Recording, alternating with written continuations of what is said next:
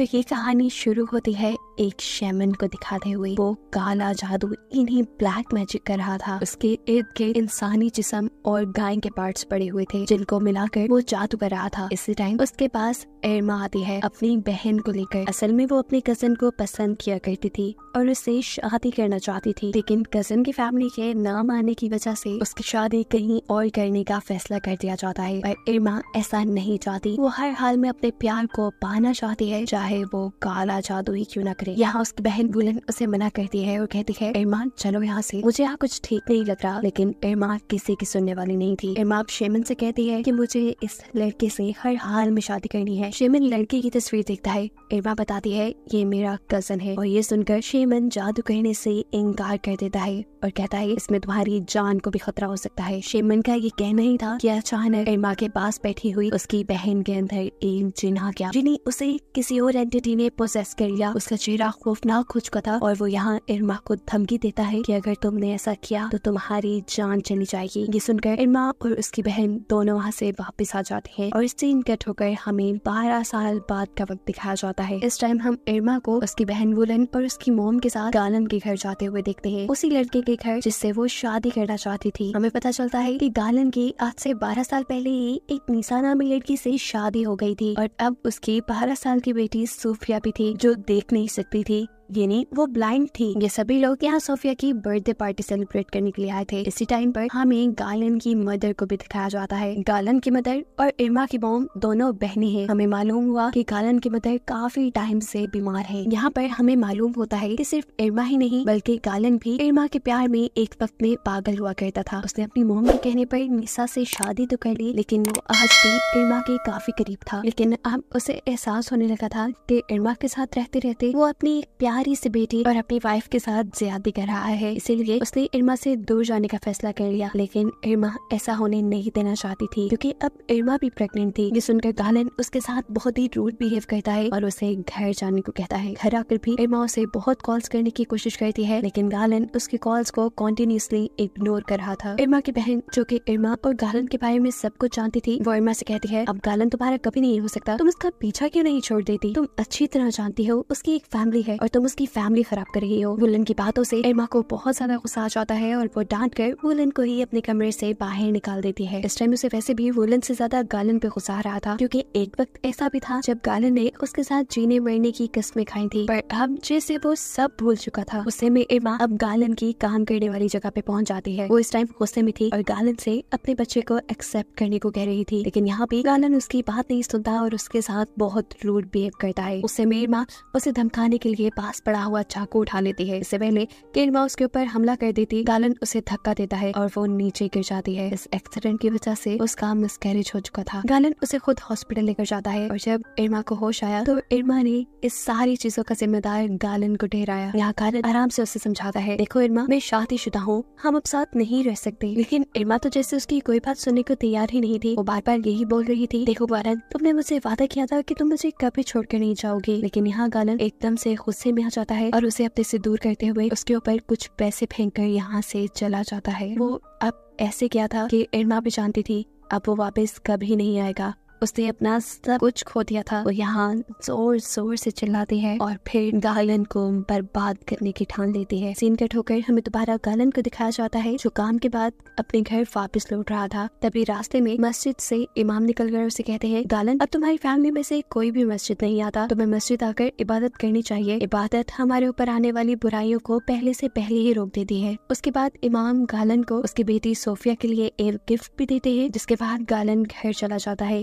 बहुत ज्यादा थका हुआ था इसीलिए सो गया और तब सोते हुए सोफिया उसके पास आई। सोफिया ने उसे जगाया और यहाँ हमें दिखाया गया कि सोफिया ने अपनी आंखें बाहर निकाली हुई थी, जिसे वो गालन को देते हुए कहती है डैड, इस मर्तबा अगर आप मुझे कोई गिफ्ट देंगे तो मुझे आंखें गिफ्ट करना।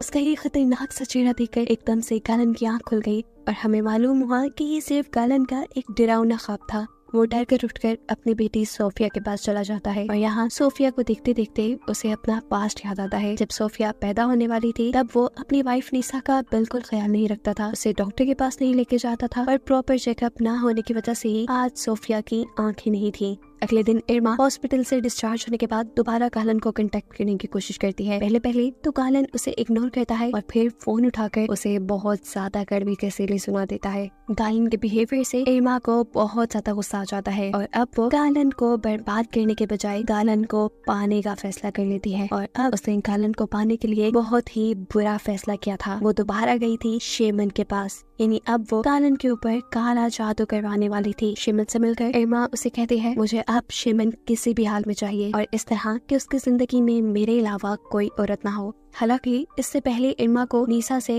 या सोफिया से, गालन की बेटी से कोई प्रॉब्लम नहीं थी। यहाँ तक कि वो तो सोफिया यानी गालन की बेटी से बहुत प्यार करती थी, लेकिन अब गालन के ही बिहेवियर ने उसे यहाँ तक पहुँचा दिया था। वो शेमन से कहती है, इस काम के लिए चाहे आप मेरे से कोई भी कीमत ले लें, लेकिन अब मुझे गालन सिंगल चाहिए। शेमन अभी भी उसे कहता है, देखो लड़की, तुम बात नहीं मान रही, ये काम बहुत ज्यादा खतरनाक है। लेकिन इरमा को परवाह नहीं थी। इरमा यहाँ पर अपनी और अपनी बहन की सारी गोल्ड की ज्वेलरी उसने दे देती है, जिसे देखते हुए शेमन की मॉम भी शेमन को ये काम करने को कह देती है। अपने मॉम के कहने पर कि शेमन इरमा की मदद करने को राजी हो जाता है और फिर इरमा को बताता है कि इस दुनिया में बहुत किस्म के जिन होते हैं और उसमें से एक किस्म है अनज़ार जिन्स की, जो कि काफिर है, मुसलमानों से बहुत ज्यादा नफरत करते हैं और इन्हीं जिन्स का इस्तेमाल करते हुए वो उनके ऊपर काला जादू करेंगे। काला जादू के लिए उसे अब कुछ चीजें चाहिए थी।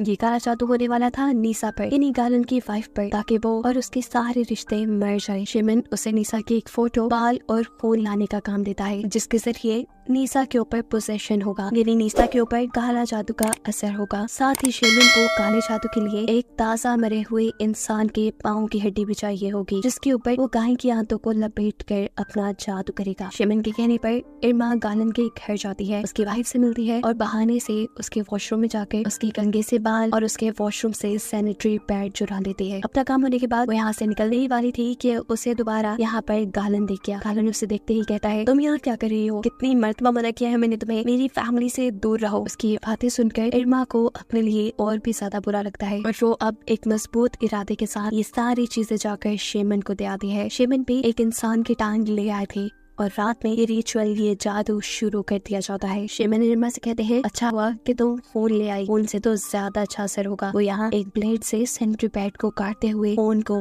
पाँव की हड्डी के ऊपर गिराते हैं। उसके बाद कुछ जादू मंत्र पढ़ते हैं और अचानक से उनका ये घर हिलने लग जाता है। फाइनली यहाँ वो जिन आ चुके थे, जिनकी हेल्प से इन्हें नीसा के ऊपर पोजेशन करवाना था। वो इन जिनों से, जिनों की ही लैंग्वेज में बात कर और नीसा को बर्बाद करने को कहता है। जिन उसकी बात सुनकर यहाँ से चले जाते हैं और शेमन इरमा को बताता है कि अगली 5 रातें नीसा के लिए इंतहाई मुश्किल रातें होंगी, जिसमें उसके सारे ब्लड रिलेशंस मारे जाएंगे। ऐसे इरमा की सारी ख्वाहिशात पूरी हो जाएंगी। पहली रात में हमें दिखाया जाता है कि नीसा जब नमाज पढ़ रही थी, एकदम से उसके सामने गाय के कटे हुए पार्ट्स आ गए, जिसे देखकर वो डर गई। जिसके बाद नीसा को ऐसे महसूस हुआ जैसे उसके ऊपर किसी ने बाल्टी भर के खून गिरा दिया हो। वो डर कर इतनी बुरी तरह चिल्लाई कि गालन यहाँ आ गया और जब गालन की नजर उसके ऊपर पड़ी तो नीसा के कपड़े बिल्कुल साफ थे, वहाँ कोई खून नहीं था। वो नीसा से कहता है, चलो तुम आराम कर लो, मेरा ख्याल है तुम थक गई हो। अगली रात हम देखते हैं कि जादू का असर नीसा के ऊपर दोबारा हो रहा था। ऐसे में वो अपने और अपनी बेटी के डॉल के बाल काट के खा जाती है,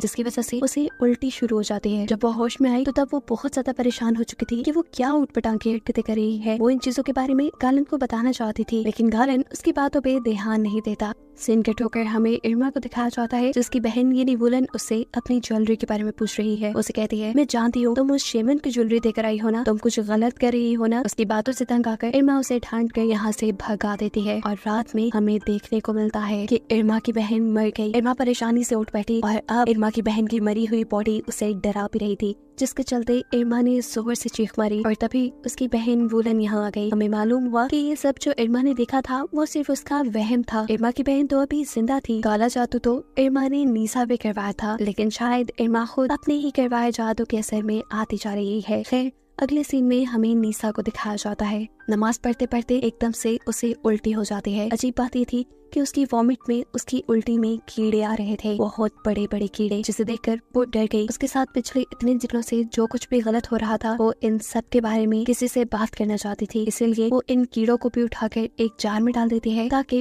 वो इन कीड़ों को किसी को दिखा सके। इसके बाद इरमा गालन की मोम के कमरे में जाती है। यहाँ वो आई तो उनका ख्याल रखने के लिए थी, लेकिन अचानक ही पता नहीं उसे क्या हो जाता है। ऐसे लग रहा था कि जैसे किसी चीज ने उसे पोजेस कर लिया, जिसके चलते वो गालन की मॉम को मारने ही वाली थी। लेकिन तभी अचानक उसे होश आ गया। उसे समझ नहीं आ रही थी उसे ये सब क्या कर दिया। वो यहाँ गालन की मॉम से माफी मांगती है और कहती है मैं आपको मारना नहीं चाहती थी, पता नहीं मुझे क्या हो रहा है, मुझे खुद समझ नहीं आ रहा। इससे पहले कि कुछ और गलत होता, निशा बगैर वक्त जाए किए किसी से मदद लेने का फैसला करती है और बाथरूम में जाकर जब उस जार को उठाती है जिसमें उसने अपनी उल्टी में निकले हुए कीड़े बंद किए थे, तो वो ये देखकर हैरान हो गई कि वहाँ अब वो कीड़े नहीं थे। दूसरी तरफ गालन की मॉम जो कि चल भी नहीं सकती थी, हमें दिखाया जाता है कि वो बिल्कुल सही चलते हुए किचन में आती हैं और गर्म खाने से भरा हुआ बर्तन उठाकर अपने ऊपर डाल देते हैं। निशा जो अभी भी बाथरूम से बाहर निकली थी, वो ये सब देखकर परेशान हो गई क्योंकि अब गालन की मॉम के पूरे जिस्म पे बड़े बड़े आंवले बन चुके थे। उनका जिस्म जल चुका था और कुछ ही देर में उनकी मौत हो गई। तीसरी रात में हमें दिखाया जाता है कि गालन की मॉम का फ्यूनरल था और सभी यहाँ पर आए हुए थे। फ्यूनरल पर निशा एकदम से ही अपने ऊपर से कंट्रोल खो देती है, उसे कोई एंटिटी पोसेस करती है और इसी पोजीशन में वो गालन की मॉम की डेड बॉडी को वहाँ से उठाकर दूर फेंक देती है। सभी लोग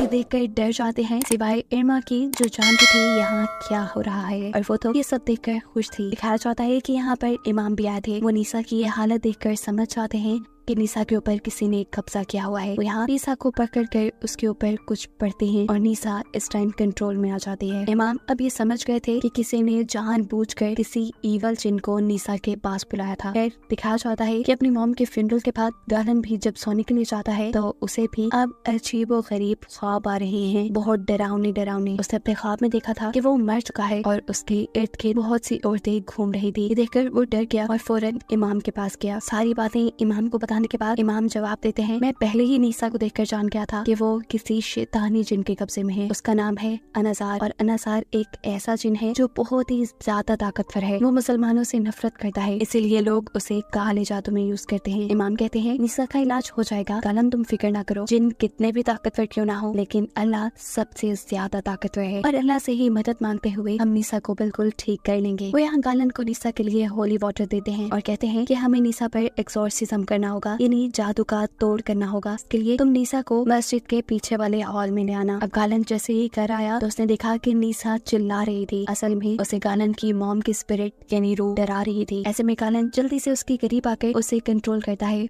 और उसके सर पे हॉली वाटर लगा देता है, जिसकी वजह से निशा को बहुत दर्द होता है। उसकी इस हालत को देखते हुए गालन को बहुत ज्यादा बुरा लग रहा था क्योंकि अब गालन के पास उसकी बेटी और उसकी वाइफ के अलावा कोई नहीं था। वो प्यार से यहाँ निशा को सुलाकर रेडियो पे कुरान पाक चलाकर चला जाता है, लेकिन उसके जाते ही रेडियो बंद हो गया और निशा को जिन्होंने बुरी तरह पोसेस कर लिया। अब तो उसकी आंखें भी अजीब हो चुकी थी, उसके होंठ दांत काले और वो खुद एक जिन की तरह दिखने लगी थी। सीन कट होकर हमें इरमा की मॉम को दिखाया जाता है जो गालन की मॉम की बहन थी। गालन की मॉम की मौत के बाद उनको भी बहुत ही डरावने ख्वाब आ रहे थे। आज वो भी किचन में किसी चीज को देखकर डर जाती हैं और जोर जोर से चीखें मारती हैं। उसके बाद वो पागलों की तरह अपने किचन के बर्तन तोड़ डालती हैं और उन्हीं बर्तनों का कांच खाते हुए उनकी भी यहाँ मौत हो जाती है। अपनी मॉम की मौत से इरमा बहुत ज्यादा डिस्टर्ब हो चुकी थी। वो जान चुकी थी कि उसने जो जादू करवाया है कहीं न कहीं उसका असर उल्टा पड़ता जा रहा है। इससे पहले कि कुछ और बुरा हो, वो वुलन यानी अपनी बहन को सब सच बता देती है कि हाँ उसने शेमन से मदद ली थी, उसने शेमन से जादू करने को बोला था, लेकिन शेमन ने कहा था कि इस जादू के बाद सारी मौत निशा के घर पे होगी, निशा के ब्लड रिलेशंस मरेंगे। लेकिन यहाँ तो उल्टा ही होता जा रहा है। यहाँ पर मेरे ब्लड रिलेशंस मर रहे हैं, जैसे मेरी मॉम और उनकी बहन, और अब जो जिंदा बची थी वो वुमन यानी उसकी बहन थी। वुमन भी ये सुनकर बुरी तरह डर गई। वो अब इरमा को अपनी से दूर कर रही थी,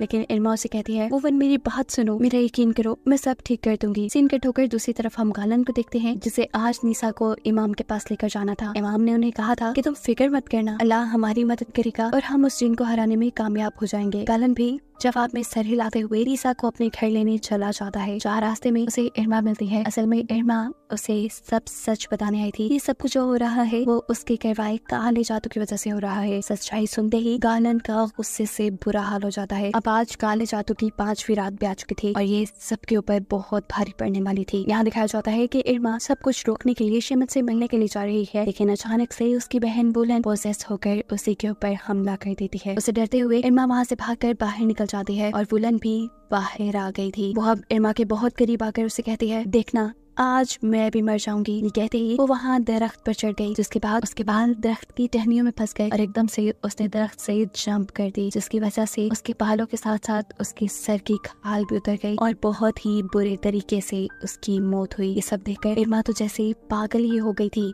वो अब जल्द से जल्द शेमन के पास जाकर ये सारी चीजें रुकवाना चाहती थी ताकि एटलीस्ट उसकी जान बच जाए। जबकि दूसरी तरफ हम देखते हैं कि इमाम साहब नीसा का एक्सॉर्सिज्म भी शुरू कर चुके थे। जैसे जैसे वो मुस्लिम्स की होली बुक यानी कुरान पाक पढ़ते रहते हैं, इरमा की हालत बिगड़ती रहती है। उसको जिन्होंने पोजेस किया हुआ था वो यहाँ कंट्रोल से बाहर हो जाते हैं और इस जगह मौजूद सभी इंसानों के ऊपर हमला करके उन्हें मार डालते हैं। इधर इरमा जो शेमन के ठिकाने पे पहुंच चुकी थी, शेमन उसे वहाँ कहीं नहीं मिलता। एकदम से नेगेटिव एनर्जीज उसे ही अपने कंट्रोल में ले लेती हैं। उसका जिस्म अकड़ जाता है, हड्डियां मुड़ जाती हैं, कमर टूट जाती है और ऐसे ही एक एक करके उसकी सारी बॉडी टूटकर उसकी भी यहाँ बुरे तरीके से मौत हो जाती है। यहाँ मस्जिद में नीसा जिनों के जरिए बहुत से लोगों को मारने के बाद अब गालन को भी पकड़ चुकी थी। इससे पहले कि वो गालन को भी मारती थी, यहाँ इमाम उसे बेहोश कर देते हैं। लेकिन उसे बेहोश करने के बाद भी ये लोग देखते हैं कि यहाँ सारे बुरे काम वैसे ही चल रहे थे और तब इमाम की नजर जाती है सोफिया पर यानी नीसा की बेटी पे। और सबसे बड़ा सच ये रिवील होता है कि जो जादू इरमा नीसा के ऊपर करवा कर आई थी वो जादू तो नीसा के ऊपर हुआ ही नहीं था बल्कि सोफिया के ऊपर हो गया था और जिन्होंने सोफिया को ही पोजेस किया हुआ था। और इसकी वजह ये थी कि इरमा ने बाथरूम में से जो सैनिटरी पैड और जो बाल उठाए थे वो नीसा के नहीं बल्कि सोफिया के थे। इसी वजह से नीसा के बजाय सोफिया के सारे ब्लड रिलेटिव्स मारे गए थे, जिसमें इरमा की भी फैमिली शामिल थी। यहाँ सोफिया गालन को मारने लगती है, जिस पर गालन उससे माफी मांगता रह जाता है, लेकिन सोफिया एक नहीं सुनती और बेरहमी से अपने डैड को मार डालती है।